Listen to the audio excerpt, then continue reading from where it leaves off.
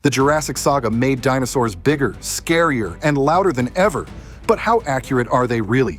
Roaring Chronicles is putting Hollywood up against science again, and we'll compare 20 dinosaurs from the Jurassic saga with what paleontologists say they actually looked like. Often seen as tiny scaly pets in the movies, science says these microhorns were actually fast, bipedal sprinters.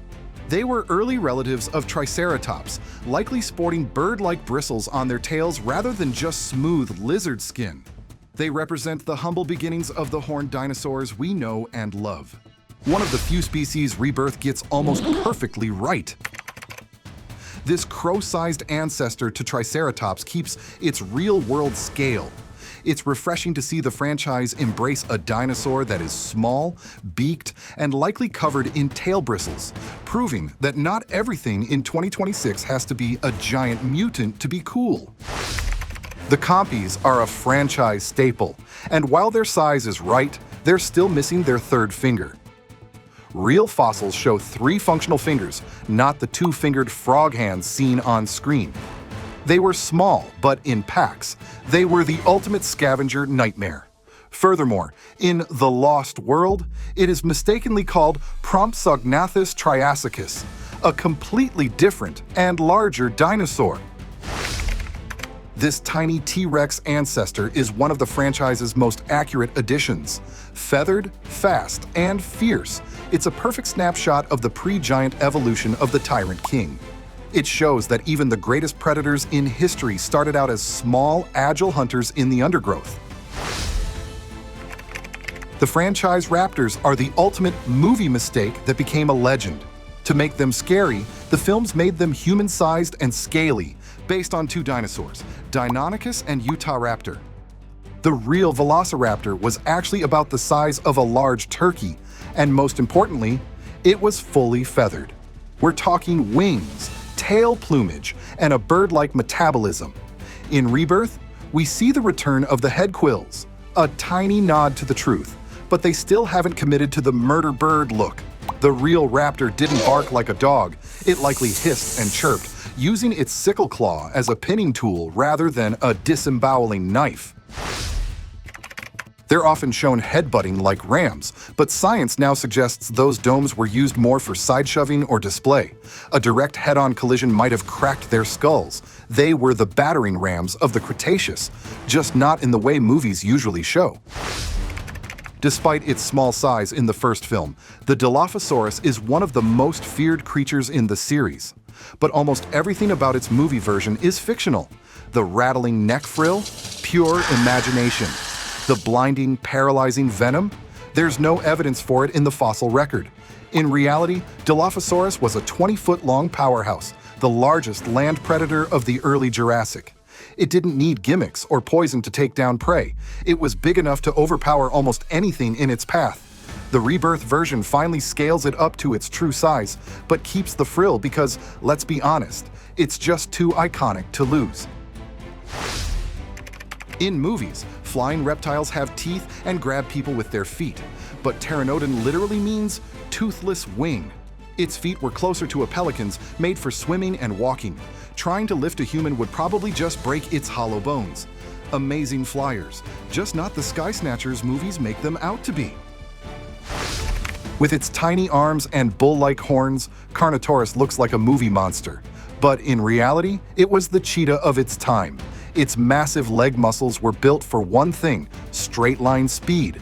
The movie gets that part right, but its arms were even smaller and more useless than they look on screen. This dinosaur was built for the ultimate high-speed chase. In the movies, Baryonyx evolves from a secondary threat into a main player in Rebirth with a crocodilian, almost monstrous design. In reality, it was far more specialized, a long, narrow snout with a jaw notch for catching fish and a huge thumb claw that gave it its name. Rather than a generic land predator, it lived along riverbanks, more like a giant reptilian heron than a jungle hunter. On screen, Stegosaurus drags its tail along the ground. In reality, it held its weapon high. That tail was a flexible, high-speed whip tipped with 4-foot-long spikes. This wasn't just a slow herbivore, it was a living tank with a dangerously armed back end and a layer of bony throat armor the movies never show. It was built for defense, and it was incredibly good at it. Triceratops is fairly accurate in size, but fossils suggest its massive frill was probably brightly colored for display. The movie keeps it gray and dull to make it feel more wild. In reality, they were the rhinos of the Cretaceous, powerful, territorial, and using their horns as much to show off as to fight. In Dominion, the Therizinosaurus is a blind, territorial nightmare armed with 3-foot claws capable of piercing metal. While the movie accurately depicts its massive hooks and feathered body, its personality is a complete reversal. In reality, this dinosaur was a herbivore, the giant ground sloth of the dinosaur world. Those terrifying claws were used to pull down tree branches and defend against predators, not to actively hunt humans. It's a rare case where the film kept the scientific weirdness, but swapped the behavior to create a classic slasher movie villain. One of the few movie giants that isn't exaggerated. This giraffe-sized flyer was the largest animal ever to take to the sky, a real-life monster that hunted on the ground like a giant, terrifying stork. Seeing it on screen is a rare moment where reality is just as scary as fiction. Rexy changed the world in 1993, bringing the dinosaur renaissance to the big screen. In the films, she's a cinematic monster with vision based on movement. But science tells a very different story. The real T-Rex had elite binocular vision, likely better than a modern hawk, and a sense of smell so powerful it could track prey across miles. While the movies keep her scaly and lipless to preserve that iconic toothy silhouette, modern paleontology suggests she likely had soft tissue lips covering those massive teeth and a sensitive, honeycomb-textured snout used for sensing temperature and nurturing behavior. She wasn't just a scavenger or a mindless killer. She was a highly sophisticated apex predator. In 2001, the JP3 Spinosaurus was a terrestrial juggernaut that famously took down a Rex, sparking a decade of playground debates.